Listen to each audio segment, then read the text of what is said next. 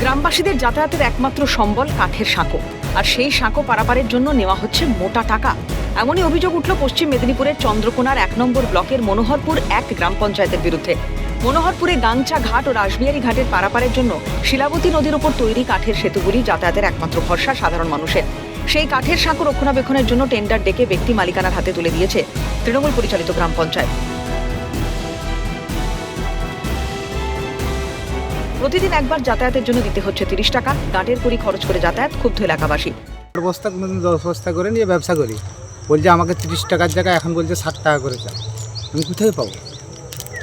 চাপ হয়ে যাচ্ছে, মানে যতবার পেরোবেন ততবার 60 টাকা। আমি দিনে দুবার পেরালেও ওই 30 টাকা করে দিতে হবে। শাসক দলের বিরুদ্ধে ক্ষোভ উগড়ে দিয়েছে বাম বিজেপি নেতারাও। তৃণমূল যেখানেই থাকবে সেখানেই লুট হবে। সাধারণ মানুষের টাকায় তৈরি সাঁকোতে যাতায়াতের জন্য কেন দিতে হবে টাকা, প্রশ্ন তাদের। ক্ষমতায় থাকবে সেখানে পঞ্চায়েতের ওন ডেভেলপমেন্ট এটা কোথায় যাচ্ছে? ওখানে যেটুকু আমার জানা কথা, সরকারি টাকাতে সেই ব্রিজ সারানো হয়েছে। আর সরকারি টাকা মানে সেটা পাবলিকের ট্যাক্সের টাকা। তাহলে পাবলিকের ট্যাক্সের টাকায় ব্রিজ সারানো হলো, আবার যখন সেই পাবলিক পারাপার করছে তখন তার কাছে টাকা নেওয়া হচ্ছে। তাই এই টাকাগুলো কোথায় যাচ্ছে? শুধুমাত্র ওখানে কেন, রাস্তাঘাট কেন, শুধুমাত্র আপনি দেখবেন গোটা মনোহরপুর 1, মনোহরপুর 2 দুটো গ্রাম পঞ্চায়েতের একটা সার্বিক যে রাস্তাঘাটগুলো তার বেহাল দশা আপনি দেখবেন।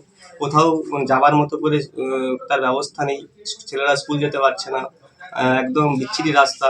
এবং তাই নয়, তৃণমূল যে দপ্তরেই থাকবে, যে সংস্থাতেই থাকবে, সেখানে তারা লুট করবে। মানুষের সাথে পোলটা ফি করা হোক, এলাকার মানুষের পয়সা নেওয়া যাবে না, এটা মানুষের গরিব মানুষের উপরে চাপ হচ্ছে।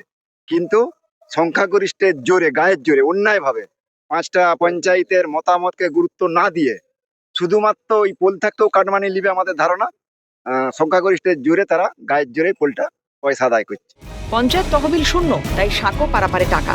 সাঁকো মেরামতির জন্য সরকারের থেকে আসেনি টাকা, এলাকার মানুষকে পরিষেবা দিতেই নেওয়া হচ্ছে টাকা।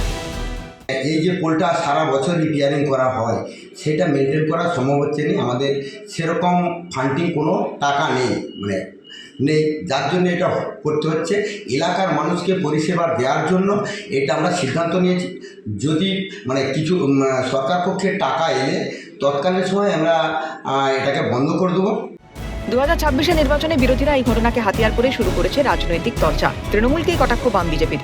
মেদিনীপুর থেকে অভিষেক চক্রবর্তীর রিপোর্ট, ক্যালকাটা নিউজ।